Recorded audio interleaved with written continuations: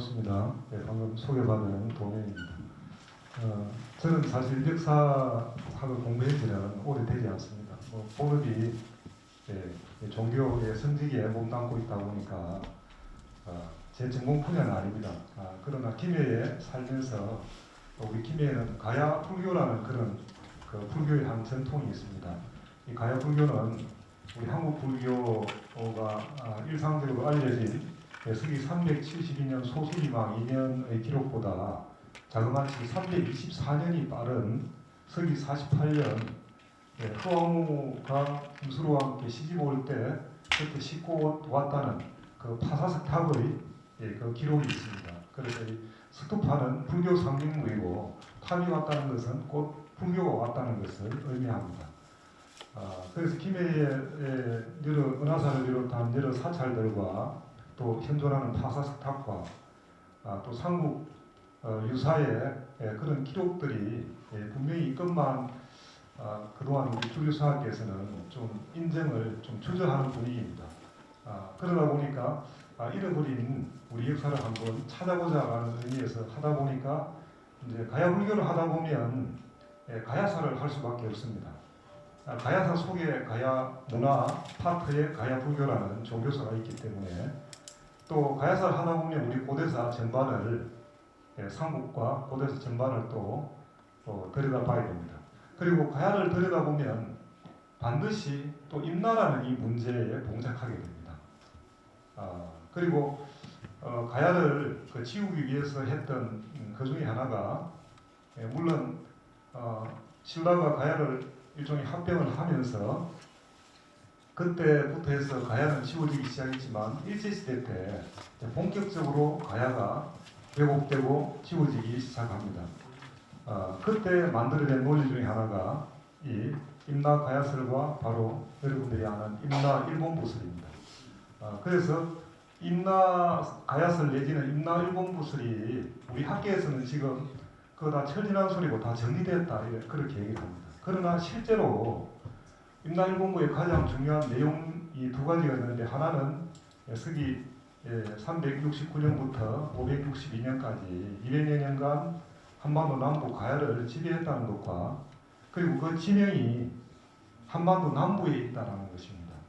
그래서 임나일본부는 없다라고 하면서 아직도 임나의 지명이 계속 한반도 남부에 우리 학자들과 일본 미군 이렇게 여기 비전을 하고 있습니다. 그런 모순된 논리 때문에 또 가야를 임나를 또 들여다보지 않을 수 없었습니다. 우리가 임나에 대한 기록은 일본 서기에는 216번, 217번 이렇게 나옵니다. 그런데 우리나라는 강개토 대왕 능비, 진경대사 탑비, 그리고 삼국사기 강수열전 이렇게 단 3번 나옵니다. 이렇게 파편적으로 띄엄띄엄 나오는데 그런데 우리 학자들은 계속 이걸 고령 아니면 김해가 있나라고 하니 참 답답한 노릇이고 그 중에 이제 3가지 임나에 대한 근거 중에 가장 먼저 등장하는 것이 바로 강개토 대왕 능비에 나오는 임나가라 종말성이라는 구절입니다.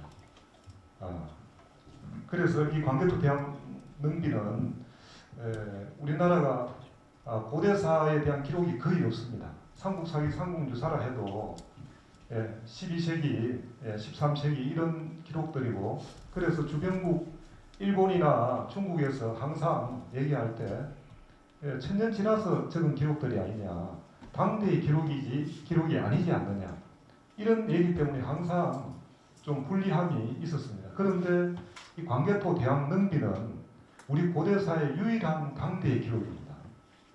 그래서 이 광개토 대왕 능비에 대한 바른 해석과 있는 그대로의 사실을 바르게 규명하면 우리 고대사를 바르게 세우는데 굉장히 중요한 표대가 되고 있습니다.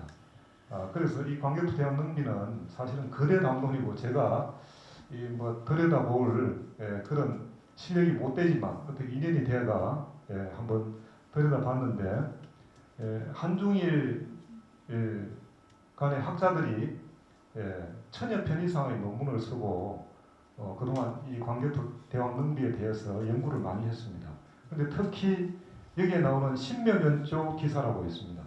신변적 기사와 경자면적 기사가 한중의 삼국이 해석을 달리하면서 굉장히 치열하게 논쟁을 하고 있습니다. 그래서 제가 발표할 부분은 이 광개토 대왕 능비가 과연 변조되었느냐 안 되었느냐 그것부터 시작을 해야 됩니다. 저는 변조되었다고 보고 또 거기에 나오는 임나가라, 임나의 위치에 대한 그것을 한번 고찰해 보겠습니다. 이 능비는 높이가 6.39m 그리고 사면이 다 글로 새겨져 있는데 좀 좁게는 1m 35부터 해서 좀 넓은 부분은 2m 내외 이렇게 아주 우람하게 서 있습니다. 아마 동아시아에서 존재하는 비 중에는 가장 거대한 비입니다. 그래서 이 비는 저는 아직 직접 보지는 못했지만 탁본으로 봐도 정말 어마어마하고 굉장히 중요한 그런 역사적 상징물입니다. 이 비의 주인공은 광개토 태왕으로 시오는 북광산 광개토경 평안 호태왕, 중국에서는 호태왕으로 이렇게 칭하기도 하는데 원래의 이름은 저렇게 깁니다. 그리고 저기 보면 국강상이라고 저 강자가 보통은 다 언덕 강자로 쓰고 있습니다. 그러나 보시다시피 저 강자는 이 강자는 북극성 강자입니다. 그래서 이 북극성 강자는 우리나라 사람들은 천손 민족이라 그러고 저 하늘에 대한 그런 공경 사상과 그런 게 당군 고조선부터 해서 부여 고구려 이렇게 계속 그 사상이 내려왔습니다. 우리가 생신이라고 할 때 이 신자가 바로 별신자입니다. 이 별신자가 바로 북극성을 의미하고 우리가 돌아가셨다라고 할 때도 북극성으로 돌아가는 것을 의미합니다. 그래서 이 강자가 예사롭지 않은 강자고 이 영토를 많이 넓혔다 해서 이런 시호가 지어졌습니다. 서기 374년에 태어나서 18세인 391년에 왕위에 오르고 22년 제위하다 39세로 이렇게 성화합니다. 정복 활동을 통해서 영토를 넓히고 고구려 번영의 아주 초석을 다음 광개토 대왕과 그 아들인 장수왕까지 100년간 이 고구려를 통치하면서 고구려가 동아시아에서 가장 강력한 그런 나라로 만드는데 일조를 합니다. 이 광개토 대왕 능비가 처음 발견된 지는 1876년, 80년 이런 설도 있지만 일반적으로 1876년 우리나라는 그 강화도 조약을 맺은 그 해입니다. 그때 중국인 관월산에 의해서 발견됩니다. 발견되고 이제 일제는 1880년 일본에 스파이 밀정을 여러 명 보냅니다. 그 중에 한 명이 사코 가케아키라고도 불립니다. 이제 이 사람이 가서 1883년에 가서 한 3년 만에 이 능비에 대한 정보를 입수하고 현지에 직접 가서 그 탁본을 끄게 했든지 아니면 그때 시중에 그 존재하고 있던 탁본을 매입했든지 입수를 해서 1년 후인 84년에 일본 육군 참모본부로 가져갑니다. 가져가자마자 참모본부는 당대의 요코이 다다나와와 에오이 시우라는 이런 대단한 학자들을 여러 명 불러서 비밀스럽게 이걸 연구를 하게 합니다. 연구를 하고 결국 이게 세상에 드러난 것은 5년 후인 1889년도 거구 학술진 회열록 5집에 고구려 고 비문이라는 이름으로 세상에 공개하게 됩니다. 자, 여기에서 우리가 하나 주목해야 될 게 여기에 광개토 능비에 보면 이제 도해파 구절이라는 그 내용이 나오는데 5년 후에 공개한다라는 것은 이게 바로 변조의 시간이 필요한 것입니다. 일본은 도해파 부분이 변조되지 않았다라고 하는데 자, 변조되지 않았다라고 하면 상식적으로 생각해도 발견하고 84년도에 일본 육군 참모본부의 학자들이 봤을 때 소위 야마토에게 유리한 그런 내용이 있었다 그러면 그때 당장 세상에 공개하면 됩니다. 근데 그때 공개를 안 했다는 거죠. 안 하고 5년 걸렸다는 것은 변조를 위한 시간이 이렇게 필요했던 겁니다. 자, 이 신묘년 기사에 보면 내가 바다를 건너와 백제 그리고 조기는 이제 두자가 지금 마모되어 있습니다. 없어져 있는데 신라 격파의 신민으로 삼았다는 내용하고 또 경자년 기사 외의 뒤를 급히 추적하여 임나가라 종말성에 이르러라는 내용이 나옵니다. 자, 이 오른쪽 그림을 보면 신공황후를 묘사한 일본의 민화인데 이 신공 황후가 369년부터 562년까지 한반도 남부 가야를 지배했다라는 그 설이 바로 임나일본부입니다.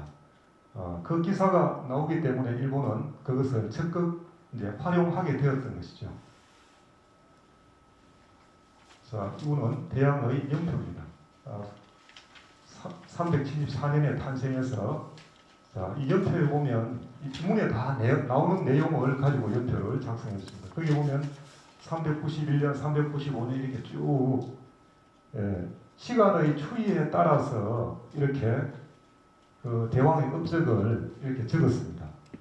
그렇기 때문에 이 내용 자체는 복잡한 논리를 요하는 것도 아니고 장수왕이 말 그대로 자기 아버지의 훈적을 적었으니까 몇 년도에는 어떤 일이 일어났고 어떻게 누구를 정벌했고 이렇게 기성전결이 분명합니다. 복잡할 게 전혀 없습니다. 그런데 유독 을미년 기사가 나와 있는 소위 신묘년조 저 기사에 가면 굉장히 이제 헷갈리게 되어 있습니다. 그리고 자, 이제 신묘년 기사라는 것은 저기 신묘년의 사건이면 신묘년에 즉위했던 391년에 저 기사가 나와야 됩니다. 편년으로 이걸 썼기 때문에. 그런데 신묘년에 나오지 않고 을미년에 저 기사가 나온다는 거죠. 자, 이렇게 광개토 태왕이 정벌했던 기사들이 이렇게 쭉 412년까지 성할 때까지 나오는데 이것도 삼국사기 그 고구려 봉기에서 보면 이렇게 빠진 부분도 있습니다. 백제 봉기하고 다 비교해 보면 그러니까 이 능비에 쓴다는 것은 도래색이기 때문에 모든 공적을 다 적을 수가 없었던 겁니다. 그 중에 좀 대표적인 부분을 적었는데 우리가 어떤 역사적 사건이 있더라도 그 적는 사람의 또 시각과 입장이 중요하기 때문에 아들인 장수왕의 시각에서 이걸 적었기 때문에 그 내용 전체가 다 또 당기지 못한 부분도 있습니다. 자, 오른쪽 그림을 보면 고구려 안악 사무군의 계마 무사 군단인데 저 당시 광개토령 당시에 저런 계마 무사가 있었습니다. 동서양을 다 통틀어 봐도 저런 군대를 가진 데는 고구려밖에 없다라고 할 정도로 가장 강력한 지구상에서 가장 강력한 군대를 고구려가 가지고 있었습니다. 그는 학자들이 이미 다 증명을 다 한 바입니다. 그렇기 때문에 광개토 대왕의 정복 활동과 장수왕의 정복 활동이 전부 다 가능했다라는 것입니다. 자, 이 신묘년 기사 이전에 일면에 보면 외구 대계, 외구 외만이라는 그 기사가 있는데 경자년조에 보면 저 기사가 있는데 자, 오른쪽에 보면 좀 희미하지만은 외구 대괴대라는 글자입니다. 그런데 아까 본 사카와가 가져와서 쌍구 과목본을 가져왔을 때는 외구 대계가 아니고 외만 외계로 이렇게 바꿔버렸습니다. 그래서 외구 대계하면 외구가 크게 개멸되었다. 이렇게 이제 외한테 불리한 기사가 되는 것이죠. 외만 외계하면 외가 가득 차고 외가 개멸되었다. 이렇게 좀 헷갈리게 이렇게 되어 있습니다. 그런데 이것은 중국의 왕건군이라고 하는 이 광개토대왕 능비의 권위자가 이것을 이제 이렇게 발견했습니다. 그러니까 신묘년제 기사의 변조 이전에 이런 변조가 이미 있었다는 거죠. 자, 일반적인 신묘년 기사의 해석은 이렇게 나옵니다. 요코이 다다나오가 회유록에 발표한 신묘년 기사의 원문은 백잔, 신라, 구시, 송민, 유래, 조공 이 외이 신묘년내 도해파 백장 땡땡 신라 이위 신민 이 육년 병신 왕궁 솔수군 토벌 장국. 백장과 신라는 옛날부터 고구려의 속민이었으며 전부터 조공을 왔다. 그런데 왜가 신묘년에 바다를 건너와서 백장과 땡땡 신라를 격파하고 신민으로 삼았다. 이에 영남 6년 병신년 대왕께서 몸소 수군을 이끌고 백잔을 토벌하였다. 여기서 말하는 백잔은 백제를 얘기합니다. 자, 여러분이 이렇게 보시면 이 문맥이 맞느냐 하면 이 문맥이 자연스럽지가 않습니다. 앞뒤를 다 떼고 요 내용만 보더라도 백제와 신라는 옛날부터 속민, 여기서 이제 속민에 대한 해석이 다양한데 꼭 주권을 뺏기지 않아도 고구려의 입장에서 옛날부터 백제와 신라는 내 동생뻘을 내 밑에 지시를 받는 그런 나라들이어서 이제 그런 의미도 있고 또 사서에 보면 이제 그런 기록들이 있습니다. 그래서 전부터 조공을 왔다. 자, 그런데 갑자기 그런데라고 하면서 왜가 여기서 튀어나옵니다. 왜가 신묘년에 바다를 건너와서 백잔신라를 격파하고 신민으로 삼았다. 문맥에서 봐도 우리가 보통 문맥의 어떤 흐름을 보면 서론, 본론, 결론이 자연스럽게 이렇게 연결되고 어떤 누가 주어가 있다 하면 고구려가 주어라 그러면 그 고구려 중심으로 이렇게 가야 되는데 더구나 이 비는 광개토 대왕의 훈적입니다. 그렇기 때문에 광개토 대왕의 공에 대한 부분을 써야 되는데 갑자기 왜가 중간에 나와서 백제와 신라를 격파했다라고 하는데 당시의 기록들과 국제관계사와 이런 여러 가지를 보면 왜가 백제를 격파하고 신민으로 삼을 정도의 그런 폭력이 없습니다. 저 당시에. 네. 그래서 이 기사는 여러 가지 의미에서 사실은 사실과 부합하지 않고 의문을 가지게 합니다.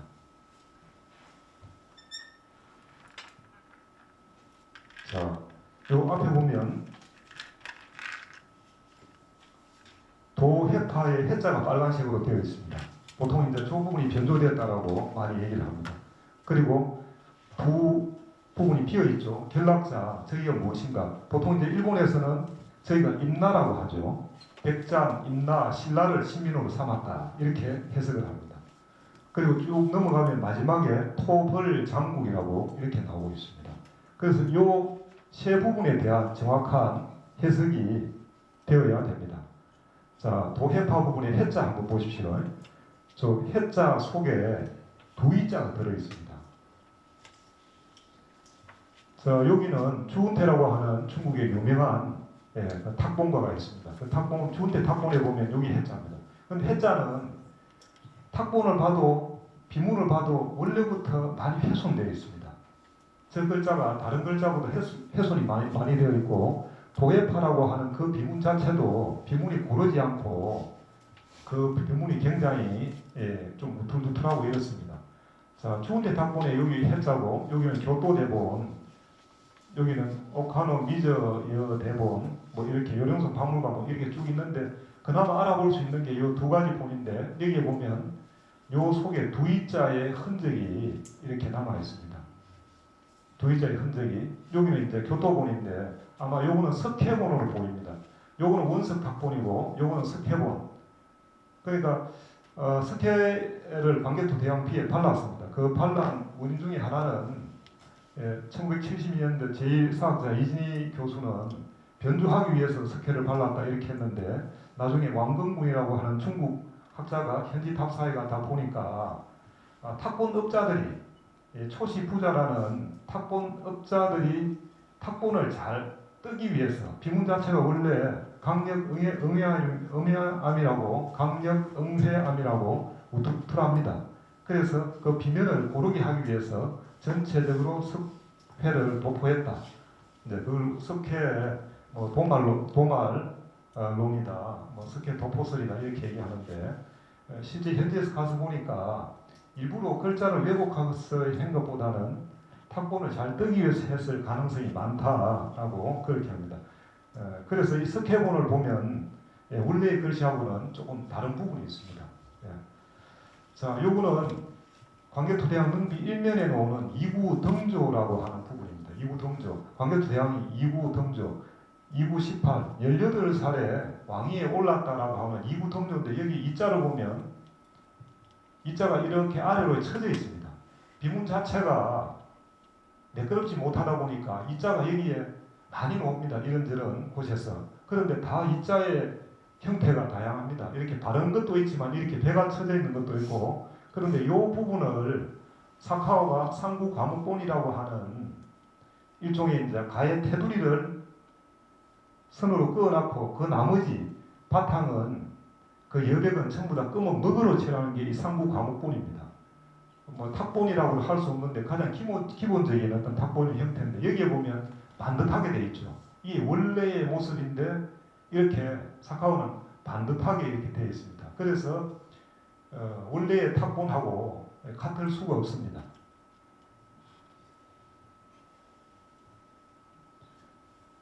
자, 방금 보여드린 그 이자가 어떻게 조작되느냐 하면 그 과정이 이렇습니다.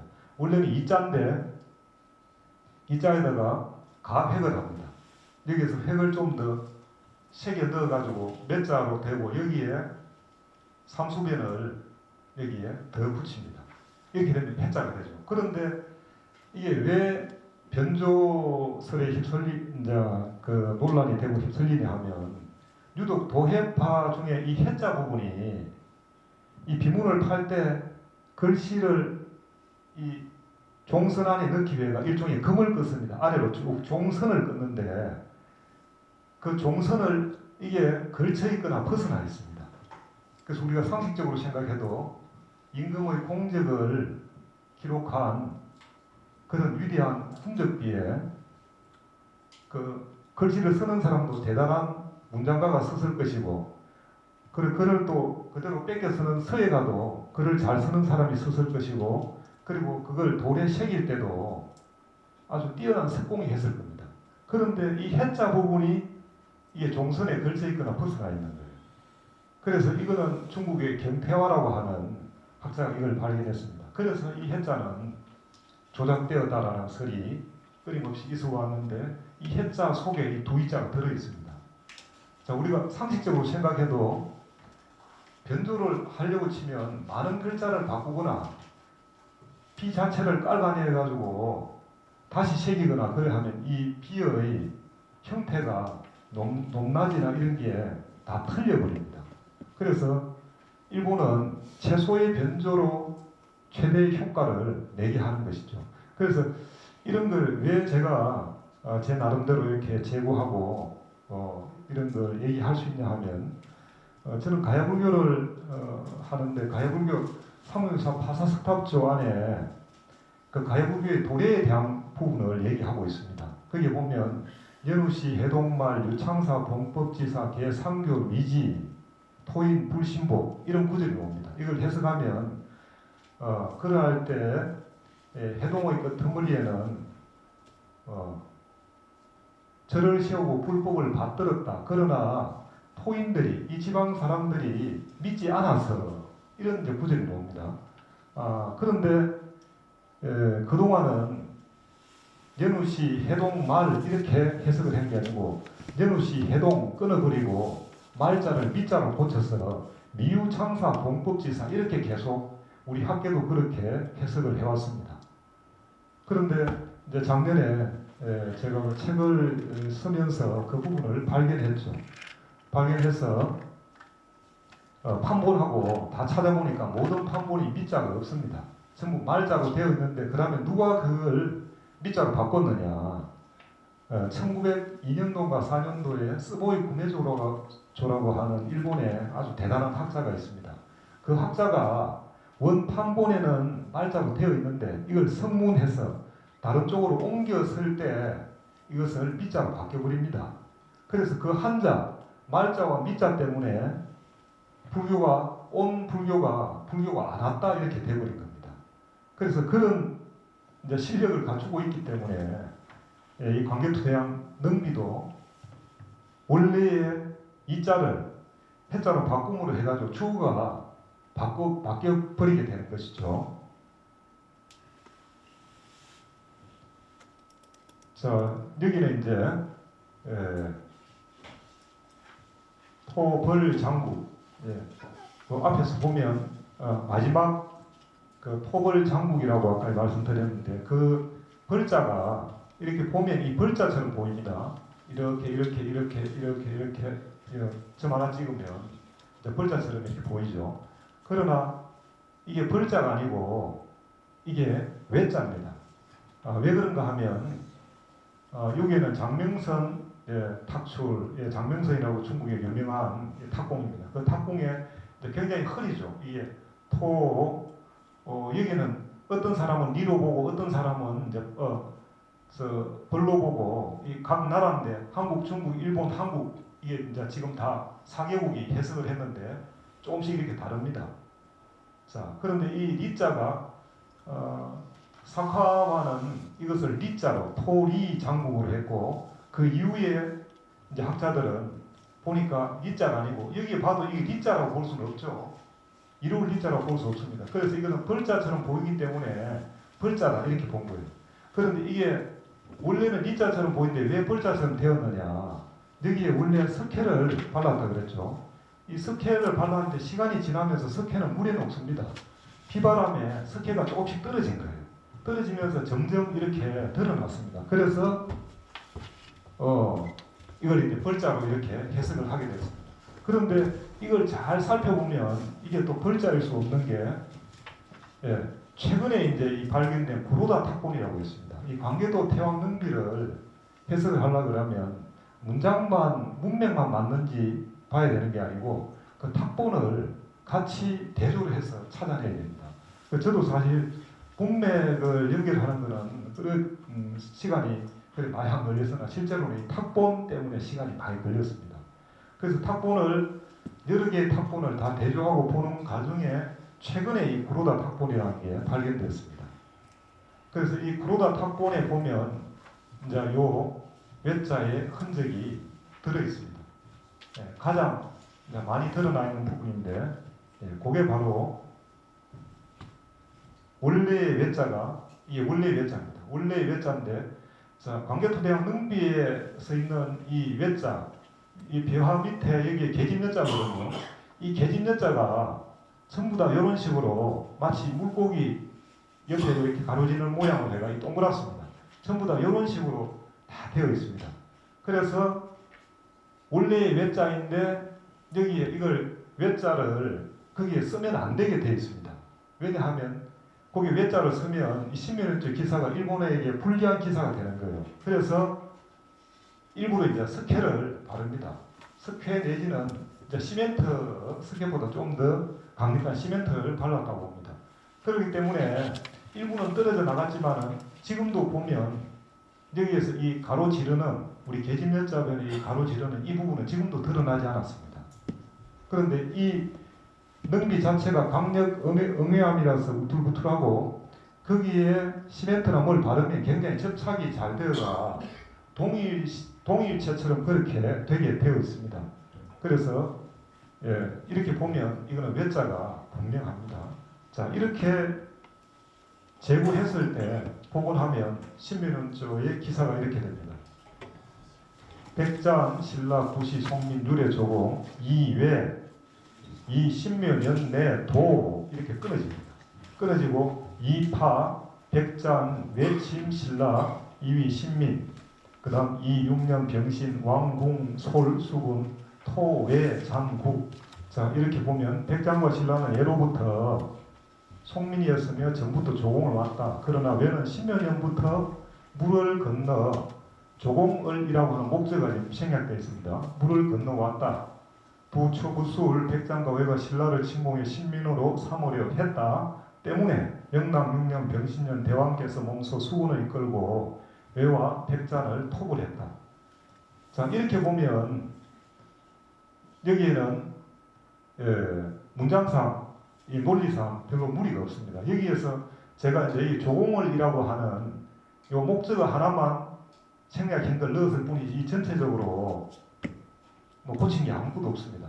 왜냐하면 이 능비 자체는 복잡한 논리를 요하는 게 아니고 아버지의 공적을 쓴 거기 때문에 몇 년도에 누가 무슨 일이 있어가 그 명분으로 해서 선왕께서 침공을 해가 토벌을 했다. 그 토벌하고 나서 그 토벌의 결과가 어떠한 결과를 이루어냈다. 이런 식으로 되어 있습니다. 그렇기 때문에 복잡한 게 전혀 없고 이렇게 제후를 하면 뭐 중간에 지문, 생략된 여러 가지 그런 게 있을 필요가 없습니다. 단 하나 조공을이라고 하는 목적 하나가 생략되어 있습니다. 자, 이건 뭘 얘기하냐 하면 요 문단이 세 문단으로 나누어져 있습니다.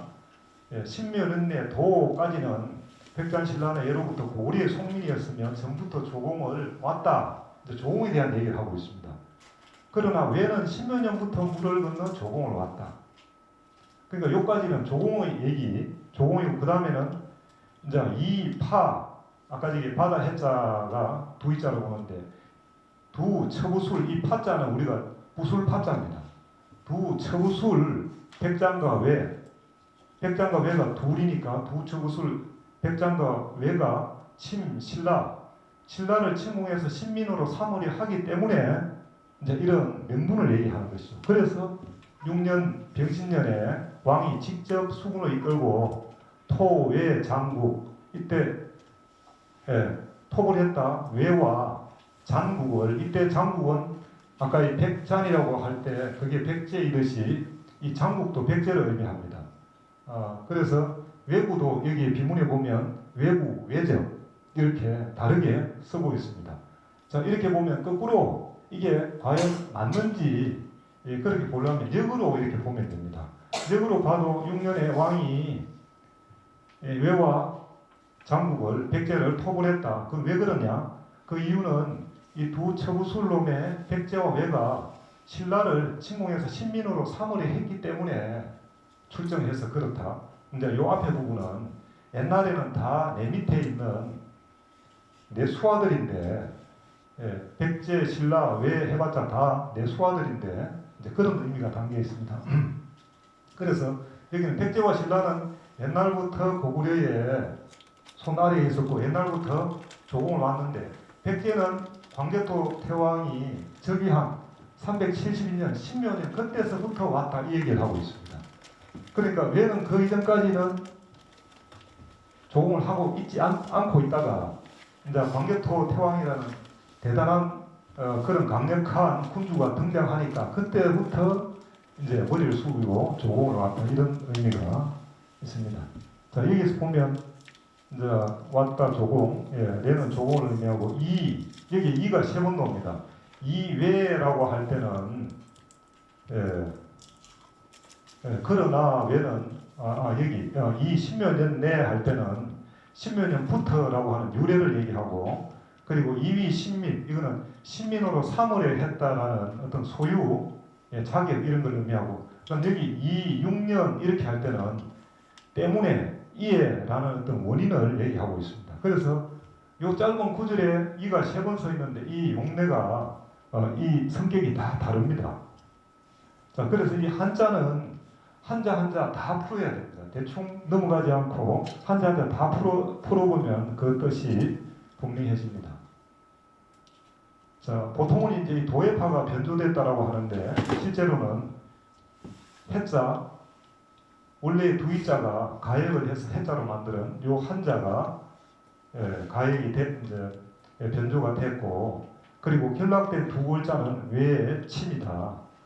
그리고 토벌장국이 원래 이게는 토외장국 이렇게 이제 봐야 됩니다. 자, 여기서 이제 파자가 이 파라고 할 때 사실은 파자가 우리가 보통 처부수다라는 동사인데 여기에서 파라고 할 때 이 파자는 처부술, 깨트림 이런 형용사적인 의미가 있습니다. 우리가 당대에 이제 고구려의 기록이 없기 때문에 다른 용례를 찾을 수는 없었으나 지금 저 문맥상으로 보면 뭐 요즘으로 치면 고구려가 지금 백제와 외에 대해서 굉장히 폄하하고 멸시하고 공격적인 그런 용어를 쓰고 있습니다. 거기서 보면 요즘으로 치면 아주 파렴치한 놈, 때려 죽일 놈, 처부술 놈 이제 이런 의미가 있다라고 보입니다.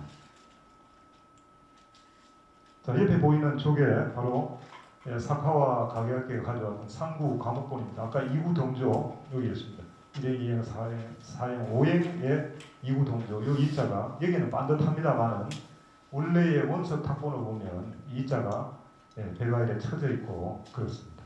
자, 여기에 보면 도해파가 구행에 보면 신묘년에 도해파가 나와 있습니다. 여기에서 이게 100% 정확하지는 않지만은 여기서 봐도 해자가 좌측으로 굉장히 치우쳐 있습니다. 치우쳐 있고 여기에 이 종선이 아래로 쭉쭉 다 꺼져 있는데 그 종선을 걸쳐 있거나 벗어나 있습니다.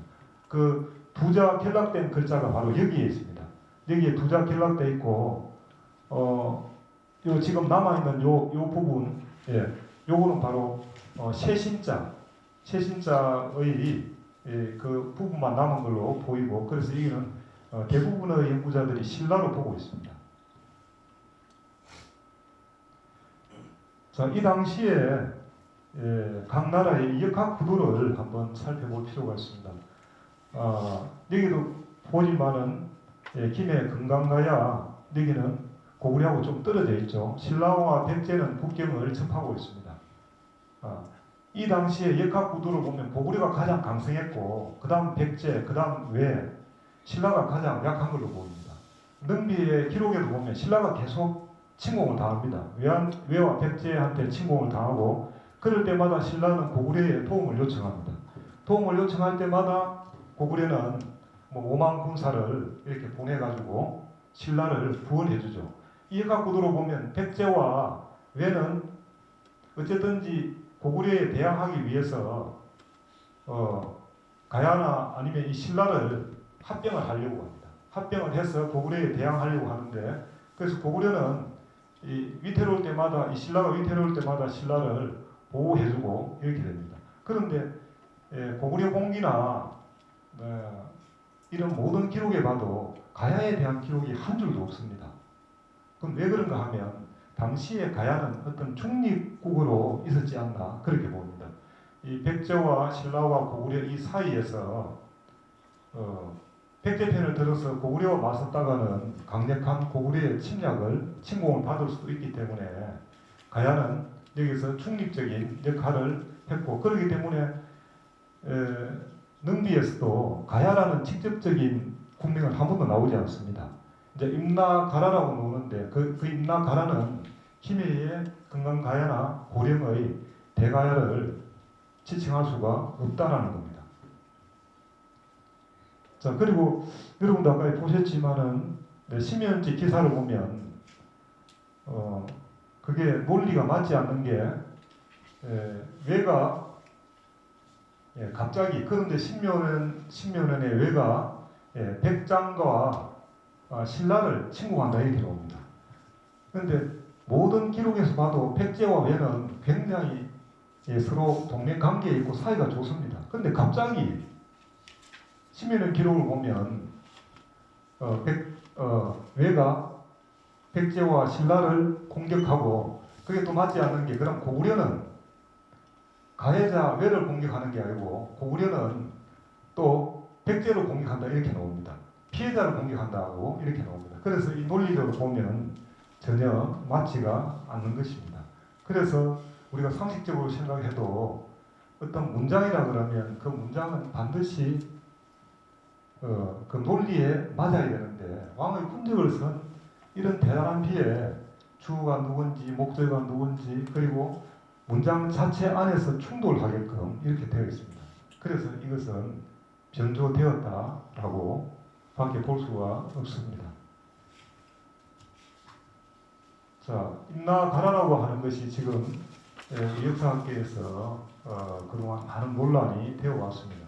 그래서 기존에 이제 이 임나가라는 고령이나 이제 김해 쪽으로 이렇게 많이 봤습니다. 김해에 우리가 군산성이 있고, 그 군산은 그게 이렇게 오목하게 이제 이렇게 되어 있습니다. 그래서 그 종발이처럼 생겼다 해가, 그래서 임나가라 종발성이라고 할 때 그 종발, 그렇기 때문에 김해가 임나가라 종발성이다 이렇게 이제 해석을 하는 분들도 있습니다만, 그러나 그것은 매우 근거가 희박하게 이렇게 보입니다. 자, 이 임나가라 임나가라가 우리 역사 속에서 가장 이제 수년 이래 떠오른 것은 일제 시대부터 해가지고 이 임나가라가 본격적으로 떠오릅니다. 그건 왜 그런가 하면 일본 서기의 신공항우조의 그 기록을 가지고 임나일본부서를 만들어서 정한론의 발판으로 삼기 위해서 가공해 실제 하지 않는 임나일본부서를 만듭니다. 그 근거로서 이 능비를 악용했고 거기에 나와 있는 임나가라를 김해의 금강가야나 고령의 이제 대가야로 이렇게 비정하고 이제 확정했던 것이죠. 자, 아까 말씀드린 임나가야설의 세 가지 근거가 있습니다. 자, 임나가 우리 기록에는 단 3번 나옵니다. 이렇게 파편적으로 3번 나오는데 일본 서기에는 216번 나옵니다. 우리가 상식적으로 생각해도 우리나라 역사서를 쓴다고 하면 우리나라에 대한 기록, 인물이라든지 지명이라든지 사건이라든지 이걸 쓸 수밖에 없죠. 그런데 일본 서기에 저렇게 많이 나온다는 것은 저 임나가 우리 한반도에 있지 않고 일본에 있다는 거예요. 그리고 그럼 여기에 나오는 이 3가지 기록 속에 다 단정할 수 있느냐? 한 군데도 임나가 김해다, 그리고 보령이다 이렇게 된 글자가 한 군데도 없습니다. 그런 기록이. 이것은 단 3번 나오는 이것은 그 일본 우익과 우리 주류사학계에서 그렇게 해석을 한 것이죠.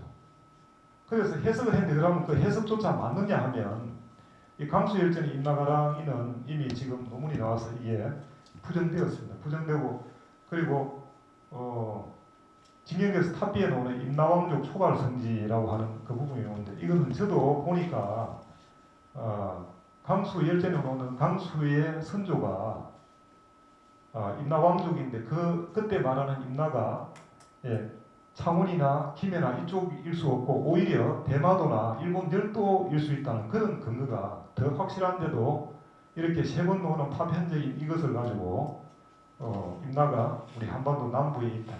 그래서 임나 일본은 없어졌다라고 하지만은 임나의 지명이 한반도에 남아있는 한은 임나 일본부가 사라지지가 않죠. 그리고 임나가 오면 시간 지나면 반드시 그 뒤에 바늘 뒤에 실이 오듯이 임나 일본부라는 게 자연스럽게 따라오고 있습니다. 자, 여기는 고령의 이제 대가야를 임나로 이렇게 일제시대 때 세웠습니다. 여기 임나 대가야 국성지라고 해서 이제 군인들이 여기서 사진을 찍는다. 지금은 이제 해방되고 나서 이 임나를 다 패냈습니다. 글자를 이제 패내고 지금 어디에 우리 독립기념관인가 그쪽에 지금 이 돌이 있는 걸로 그렇게 알고 있습니다. 자, 임나의 위치에 대해서 국내에 다양한 이론들이 있습니다. 다양한 이론들이 있지만은 가장 우리가 역사를 연구할 때 가장 중요하게 봐야 되는 게 1차 사료입니다. 최초의 기록, 그 문헌 기록을 잘 살펴봐야 되는 것입니다. 자, 광개토 대왕 능비가 왜 중요하냐 하면 지금 남아있는 유일한 당대의 기록이고 오히려 우리가 이제 중국의 그 가야에 대한 기록이 나오는 삼국지 유서 동의대이라든지 일본 서기라든지 이게 그럼 당대의 기록이냐 하면 삼국지 유서 동의론도 진수에 의해서 쓰여졌는데 한 250여 년 이후의 기록입니다.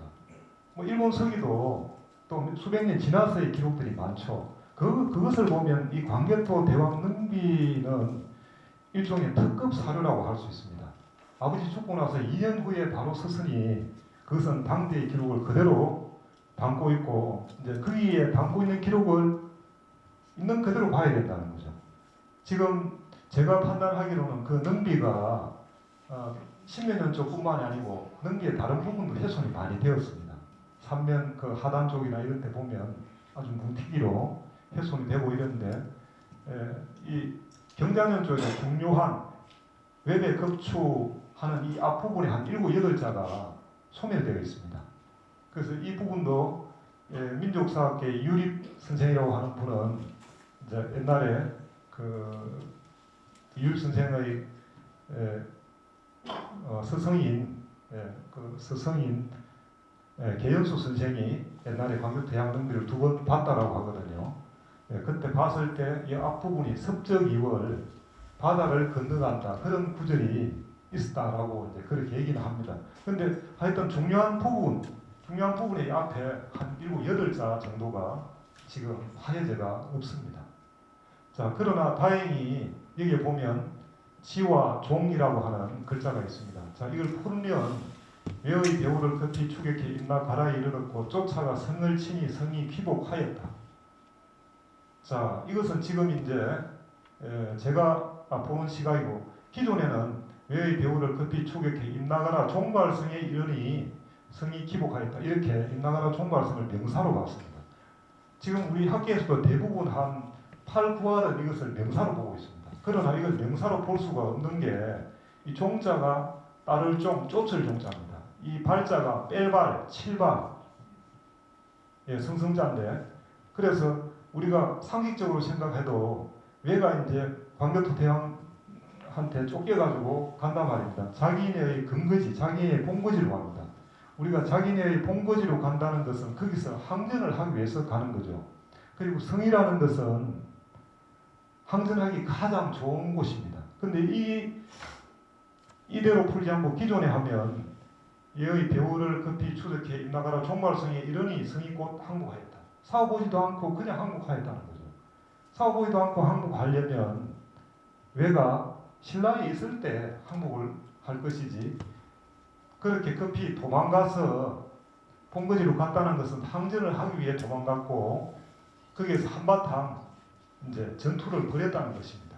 자, 여기에 이제 지는 뭐뭐까지라는 도착 지점을 이제 얘기합니다. 임나가라에 도착하였다라는 임나가라에 이르렀고, 이제 종은 쫓아가 성을 치니 성적 기복, 성이 기복하였다. 자, 여기에서 지와 그리고 종 이 두 글자가 나오는데, 이걸 보면 지와 종은 어디에 이르러서 다시 쫓아간다라는 이중적인 구조를 가지고 있습니다. 만약에 이 전장터가 임나가라가 만약에 가야 김해나 고령이다 그러면 그냥 쫓아가면 되는 것이죠. 쫓아가면 되는 것이지 여기서 어디에 도착한다라고 하는 이런 새로운 지점에 대한 내용이 있을 필요가 없습니다. 자, 여기에 지가 있다는 것은 신라에서 바다를 건너서 다시 어느 지점에 이르렀다는 것이죠. 그렇기 때문에 왜가 처음에 신라를 공격할 때도 배를 타고 들어옵니다.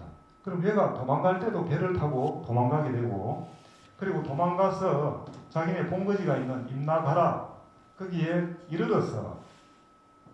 이르러니까 이제 급히 이제 이 고구려군이 이제 지금 쫓아가는 거죠. 쫓아가서 성을 쳤다는 거죠. 여기 한바탕 전쟁이 일어났고 전투가 일어났고, 그래서 왜가 전투에 져서 성이 곧 기복하였다. 이렇게 보면 이런 이중적인 구조로 되어 있기 때문에 이것은 육지에서 일어난 일이 아니고 바다를 건너가서 어느 지점에 이르르고 거기에서 쫓아가서 한바탕 싸우고 성을 뺏었다. 이런 의미가 있습니다. 자, 이거는 현재 우리 김해 박물관에 있는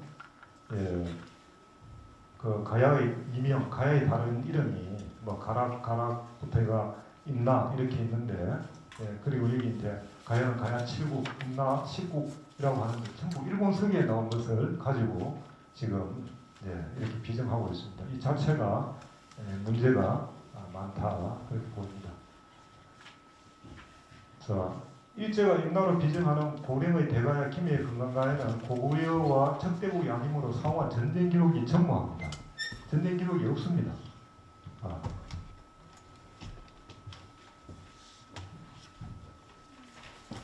자, 그리고 대가야는 광개토 태왕의 남정과 무관하게 562년까지 존속하고, 금강가에는 532년까지 존속하죠. 만약에 일본에서 얘기하는 그 인갈공부의 어떤 그런 기록과 그것과 어떤 그게 맞다 그러면 562년까지 이렇게 존속할 수가 없는 거죠. 자, 왜 도주로 방금 말씀드린 것처럼 바닷길로 왔다. 이게 삼국사기 신라 공기에 이렇게 뇌물이 이사금조에 이렇게 나와 있습니다. 배를 버리고 깊숙이 들어와 이렇게 얘는 항상 배를 타고 공격하는 것이죠. 도망갈 때도 당연히 왔던 곳으로 갑니다. 자, 그리고 신묘연조에도 신묘연내 도, 내 도는 왜가 바다를 건너왔다, 물을 건너왔다라는 뜻이므로 왜의 본거지는 육지가 아닌 대마도나 또 일본 열도의 어떤 섬이라고 이렇게 봐야 됩니다. 임나가 대마도에 있다라는 것이 지금도 생존해 계신데 이병선 부산대 국어교육과 명예교수님입니다. 이분은 이제 지명과 어느 변천을 통해서 임나는 대마도에 있다. 이것을 이미 이제 오래전에 규명을 했습니다. 그리고 현지 답사를 해서 다 이렇게 규명을 했습니다. 그리고 이제 또 다른 임나 큐시설은 이제 북한학자 김석형 박사가 1963년 사만상국 일본 열돈의 풍국설에 대하여라는 논문도 발표하고 그 이후에 이제 이 임나는 큐슈 북부 그쪽이다 이렇게 얘기를 하고 있습니다. 김석현 박사가 얘기하는 사만상국의 이 풍국설은 가야계가 일본 열도에 진출해서 세운 나라가 임나다 이렇게 지금 보고 있습니다. 제가 보기에도 그것이 타당하다 이렇게 보입니다. 자, 임나의 위치 가장 중요한 게 우리 가야에 대한 것은 가야에 대한 최초 기록 가라쿠기를 제대로 봐야 되고 임나의 위치에 대해서는 일본서기 숭신 65년조에 이렇게 나옵니다. 임나자 그 축자국 이천열이 북조해 이제 계림지 서남 이렇게 나옵니다. 임나는 축자국으로 이천열이 가고 북은 바다로 막혀 있으며 계림의 서남 쪽에 있다. 자, 이게 임나에 대한 최초 기사고 이것을 가지고 임나 위치가 어디냐 학자들 간에 이제 서로 의견을 달리합니다. 대개 임나자 그 축자국 이천여리를 임나고는 축자국에서 이천여리를 간다 이렇게 대개 해석을 합니다. 그러나 여기에서 보면 임나자라고 하는 주어가 있습니다.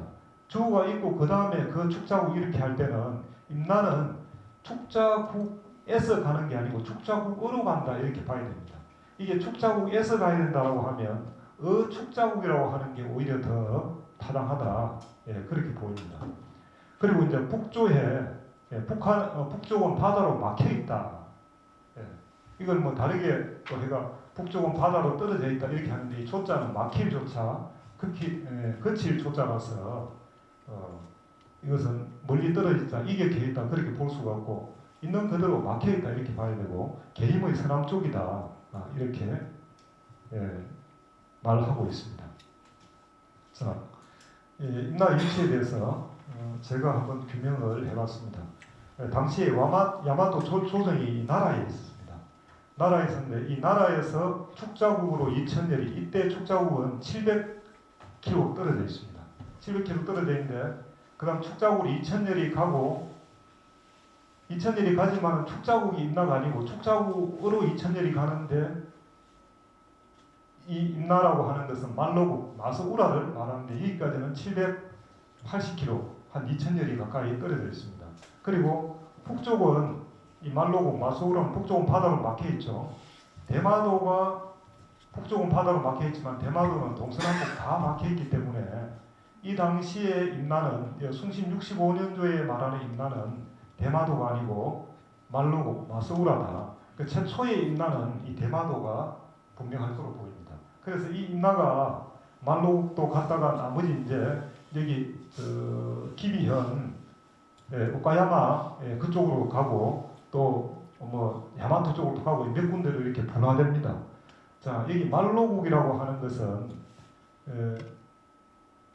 그 역사를 연구하는 최규승이라는 분이 계십니다. 그분이 언어의 어떤 그런 변천사, 언어 연구를 통해서 이 말로국 마스우라 송포인데 여기를 임나라고 봤는데 우리가 큰 벌을 말벌이라 했습니다. 그리고 여자가 성숙했을 때 말만한 애가 이렇게 크다. 그 의미가 우리말 이제 말인데 이 말은 이게 우리가 맡을 임자 임나라고 할 때 이 맡을 임자를 씁니다. 그 맏이라고 하는 것은 우리가 맞이, 장남, 큰 사람을 얘기하는 것이죠. 그래서 이게 일종의 이제 훈차와 이렇게 섞여서 말과 맡을 임자하고 섞여서 그래서 임나라고 하면 이 당시의 뜻은 아마 장자의 나라, 마지의 나라, 가야의 그 일행들이 대마도나 이쪽으로 왔지만은 자기네들이 신대륙에 가서 새로운 나라를 세울 때는 그 본국에 있던 그 정통성을 유지하려고 하죠. 그래서 우리가 마지의 나라다, 장자의 나라다, 우리가 최고의 나라다. 그런 의미에서 임나라고 이렇게 이름을 붙였을 걸로 보입니다.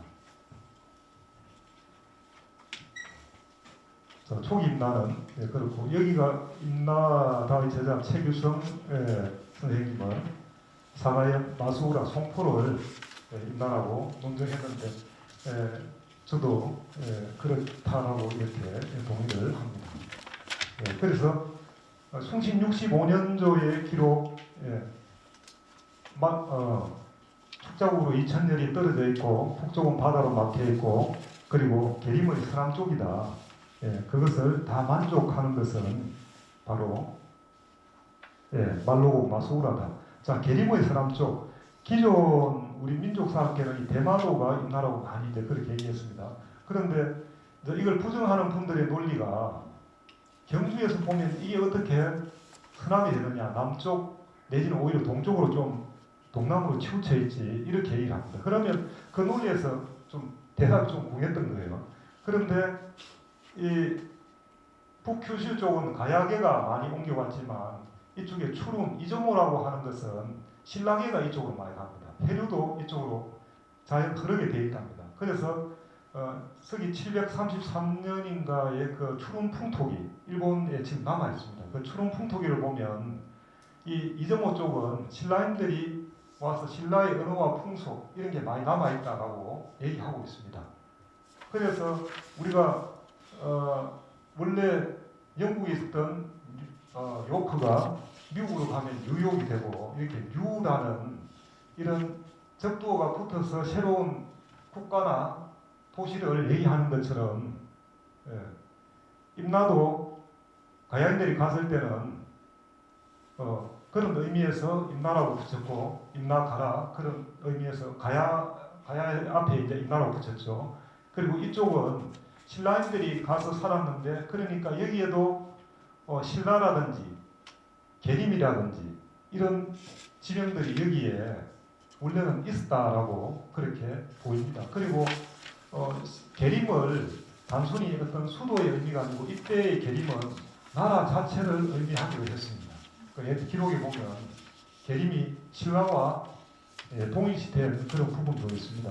그래서 이 세 가지 조건을 만족하는 것이 바로 2000년이 떨어져 있고 북쪽은 바다로 막혀 있고 계림의 서남 쪽이다.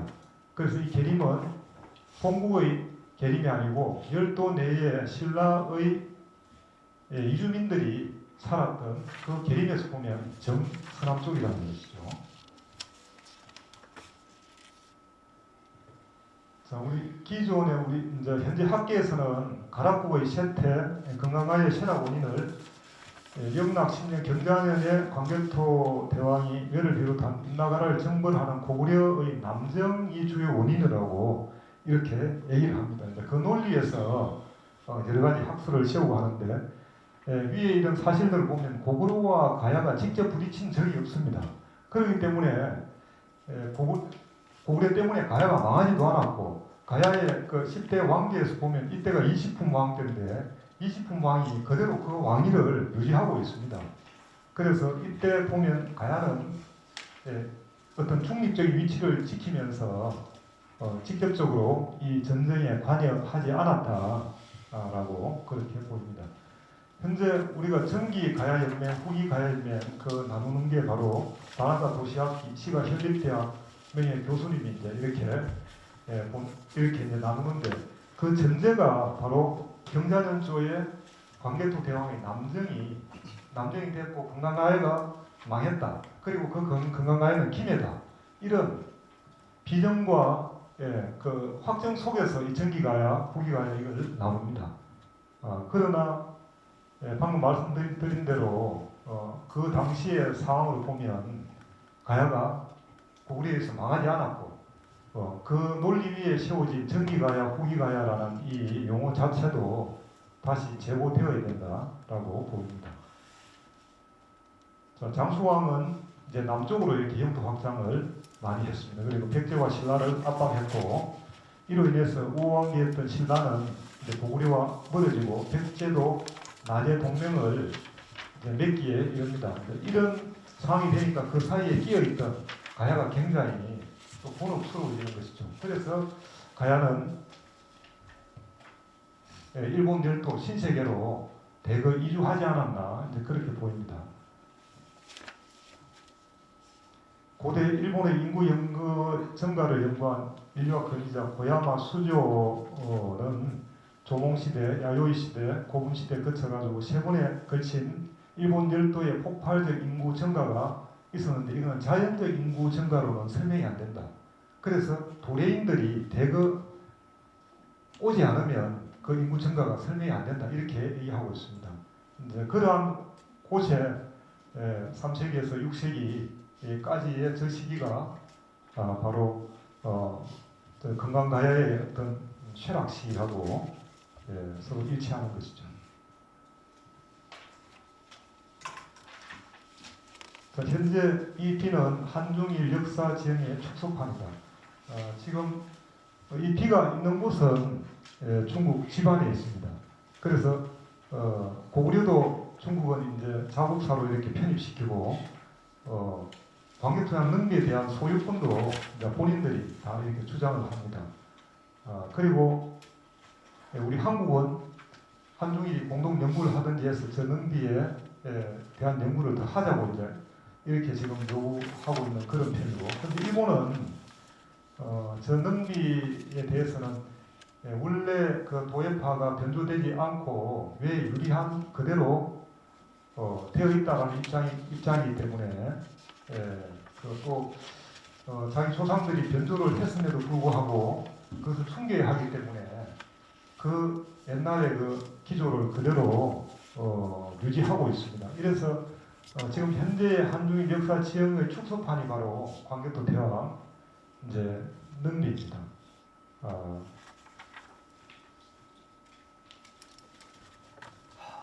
이거는 아까 말씀드린 부분이고, 현재까지 이제 한일 합방의 역사를 근거로 활용되었던 임나를 일본 정부의 공식 입장 교과서에 주요하게 다루고 있다. 지금 최근에 이제 독도가 일본 초등학교 교과서에 이제 독도가 자기네 영토라고 이제 이렇게 실리고 있습니다. 애들은 또 그것을 배우고 있고, 그리고 임나도 중국에서 임나라고 이렇게 표기한 적이 없습니다. 최근에 중국도 가야를 임나라고 이렇게 표기하고 있습니다. 그래서 중국과 일본이 마치 짠 듯이 우리 역사를 지우려하고 이렇게 이제 공박하고 있습니다. 그래서 우리가 그것을 막아낼 수 있는 그 가장 중요한 사료가 바로 이 광개토 대왕 능비입니다. 그래서 이 능비에 대한 변조를 우리가 바르게 밝혀내고 한다 그러면 일본의 역사 왜곡, 과거로부터 해왔고 지금 현재까지 하고 있는 그 역사 왜곡의 전모가 드러나고, 또 중국도 광개토 대왕의 그 위대했던 정복 활동과 그것을 이제 부정하고 자고 역사다 이렇게 그렇게 이제 교만하게 주장할 수가 없다라고 보입니다. 지금 현재 교과서에 이렇게 지금 임나라고, 이 가야도 원래의 가야보다 훨씬 더 크게 이렇게 지금 왜곡해가 지금 하고 있습니다.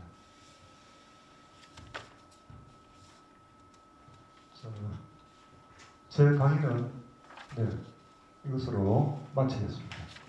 감사합니다.